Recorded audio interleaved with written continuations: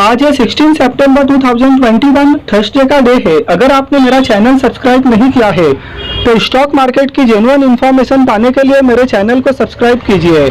आज इस बात को समझेंगे कि किसी स्टॉक का प्राइस क्यों इंक्रीज होता है, किसी स्टॉक का प्राइस क्यों गिरता है।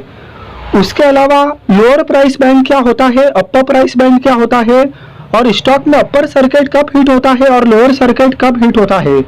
तो जब किसी स्टॉक में बायर्स ज़्यादा होते हैं और बायर्स के कंपेयर में सेलर्स कम होते हैं तो इसका मतलब क्या हुआ कि स्टॉक में डिमांड ज़्यादा है और सप्लाई कम है, तो वैसे में किसी भी स्टॉक का प्राइस इंक्रीज होता है।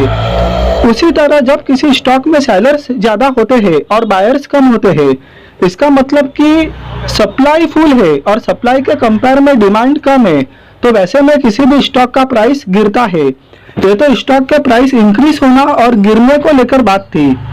अब लोएस्ट प्राइस बैंड और अपर प्राइस बैंड क्या होता है हम ये देखते हैं, और लास्ट में हम इसको एक एग्जाम्पल के साथ में भी देखेंगे। स्टॉक एक्सचेंजेस द्वारा एक प्राइस बैंड सेट किया जाता है और एक पर्टिकुलर डे पे कोई भी स्टॉक उस प्राइस बैंड के अंदर ही ट्रेड होता है। फॉर एग्जाम्पल वो प्राइस बैंड 2% का हो सकता है, 10% का हो सकता है, 5% का हो सकता है, 20% का भी हो सकता है। जब स्टॉक उस प्राइस बैंड के हाईएस्ट लेवल पर पहुंच जाता है तो उस स्टॉक का अपर सर्किट हिट हो जाता है। जब उस प्राइस बैंड का कोई भी स्टॉक लोएस्ट लेवल पर पहुंच जाता है तब उस स्टॉक का लोअर सर्किट हिट हो जाता है। और अब हम इसको एक एग्जांपल से समझेंगे। आज के दिन, आज 16 तारीख है, 16 सितंबर, और आज के दिन जेट एयरवेज में आप देख सकते हो कि 5% का अपर सर्किट लगा हुआ है और इस समय इस स्टॉक में ट्रेडिंग क्लोज हो चुकी है। जब कोई स्टॉक अपर सर्किट हिट करता है या लोअर सर्किट हिट करता है, उस पर्टिकुलर डे के लिए उस स्टॉक में ट्रेडिंग बंद कर दी जाती है एक्सचेंजेस की तरफ से। तो सबसे पहले आज जेट एयरवेज में 5% का अपर सर्किट लगा हुआ है और आज के दिन में इस स्टॉक के लिए ट्रेडिंग रोक दी गई है। अब इस स्टॉक में कल ही ट्रेडिंग होगी। तो इस स्टॉक के लिए जो लोअर प्राइस बैंड है वो 88.35 का तय किया गया था, जो अपर प्राइस बैंड है वो 97.65 रुपीज़ का तय किया गया था, और इस स्टॉक का जो प्रीवियस क्लोजिंग है वो 93 रुपीज़ है। जब ये अपने 93 रुपीज़ इस स्टॉक का प्रीवियस क्लोजिंग प्राइस है और जब ये स्टॉक अपने प्राइस बैंड के हाईएस्ट लेवल पर पहुंचा, हाईएस्ट लेवल क्या है, अपर प्राइस बैंड 97.65, जब ये अपर प्राइस बैंड जो कि एक प्राइस बैंड जो स्टॉक एक्सचेंजेस तय करता है, तो जब अपर प्राइस बैंड यानी प्राइस बैंड के जब हाईएस्ट लेवल पर पहुंचा 97.65, तो इस स्टॉक में 5% का अपर सर्किट लग गया और 5% का अपर सर्किट जो एक्सचेंजेस ने तय किया था वो लग गया। इसका मतलब कि आज के दिन इस स्टॉक में अब ट्रेडिंग नहीं होगा, अब इसमें कल के दिन ट्रेडिंग होगा।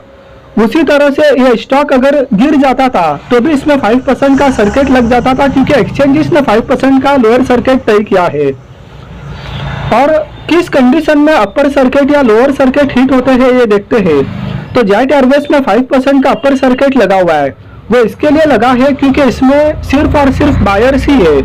आप इसका ऑर्डर बुक देख सकते हैं। इस समय 8,69,717 ऑर्डर्स यहाँ पर पेंडिंग है, यानी इतने बायर्स माल खरीदने के लिए ऑर्डर लगा के बैठे हुए हैं और उनके कंपेयर में यहाँ पर सेलर्स जीरो है। तो जब किसी स्टॉक में सिर्फ बायर्स होते हैं, बायर के कंपेयर में सेलर्स बिल्कुल भी नहीं होते हैं, तो वैसे में किसी भी स्टॉक का अपर सर्किट हिट होता है। और सिमिलरली जब किसी स्टॉक में सिर्फ सेलर्स होते हैं और सेलर्स के कंपेयर में कोई बायर्स नहीं होते हैं, बायर्स जीरो होते हैं, तो वैसे में उस स्टॉक में लोअर सर्किट हिट होता है।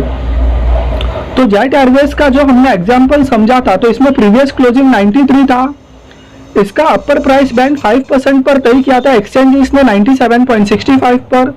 जब ये स्टॉक अपने हाईएस्ट लेवल प्राइस बैंड के 97.65 पर पहुंचा तो इसमें 5% का अपर सर्किट लग गया और उसके साथ ही इस स्टॉक में आज के दिन में ट्रेडिंग क्लोज हो गई। और वो इसके लिए हुआ क्योंकि इस स्टॉक में कोई सेलर्स है ही नहीं, ओनली बायर्स है। जब किसी स्टॉक में ओनली बायर्स होते हैं, बायर्स के कंपेयर में सेलर्स जीरो होते हैं, वैसे में कोई भी स्टॉक अपर सर्किट हिट कर लेता है और वैसी कंडीशन में उस पर्टिकुलर डे में यानी कि आज के दिन में इस स्टॉक में अब ट्रेडिंग नहीं होगी। हालांकि जो ट्रेडिंग रोक दी गई है वो जो स्टॉक्स एफएनओ में ट्रेड होते हैं, फ्यूचर्स एंड ऑप्शंस में ट्रेड होते हैं, उनके लिए ये लागू नहीं होता है। जो स्टॉक्स एफएनओ में ट्रेड होते हैं उनमें कुछ समय के लिए ट्रेडिंग रोक दी जाती है, लेकिन उसी दिन फिर से ट्रेडिंग उनमें कुछ समय के बाद में रिज्यूम हो जाती है जो स्टॉक एफएनओ में ट्रेड करते हैं। और जो स्टॉक एफएनओ में ट्रेड नहीं करते हैं उनमें उस दिन ट्रेडिंग रोक दी जाती है और अगले दिन फिर ट्रेडिंग चालू होती है। और जो एफएनओ में ट्रेड करते हैं उन स्टॉक्स में उसी दिन सर्किट्स को हिट करने के बाद फिर से ट्रेडिंग चालू हो जाती है। तो ये फर्क है जो एफएनओ में स्टॉक ट्रेड करते हैं और जो एफएनओ में ट्रेड नहीं करते हैं उनमें। तो आई होप कि आपको समझ में आया होगा कि किसी स्टॉक में प्राइस क्यों इंक्रीज होता है, प्राइस गिरता क्यों है, लोअर प्राइस बैंड क्या होता है, अपर प्राइस बैंड क्या होता है। लोअर प्राइस बैंड, अपर प्राइस बैंड 2%, 5%, 10%, 20% हो सकते हैं जो एक्सचेंजेस द्वारा तय किए जाते हैं। और किस कंडीशन में अपर सर्किट हिट होता है और लोअर सर्किट हिट होता है आपने समझा होगा। जब स्टॉक अपने प्राइस बैंड के हाईएस्ट लेवल पर पहुंच जाता है तो अपर प्राइस बैंड हिट हो जाता है और वैसे में कोई सेलर्स नहीं होते, ओनली बायर्स होते हैं। और जब कोई स्टॉक अपने लोएस्ट लेवल पर पहुंच जाता है प्राइस बैंड के, तब स्टॉक में लोअर सर्किट हिट हो जाता है क्योंकि बायर्स कोई नहीं होते, सिर्फ सेलर्स होते हैं। तो आप नेशनल स्टॉक एक्सचेंज में किसी भी स्टॉक का नाम टाइप करके बहुत आसानी से पता लगा सकते हैं कि किसी स्टॉक का लोअर प्राइस बैंड क्या है, अपर प्राइस बैंड क्या है, जैसे आपको सामने दिख रहा है। तो वीडियो आपको पसंद आया हो तो लाइक कीजिए, चैनल को सब्सक्राइब कीजिए। Thank you.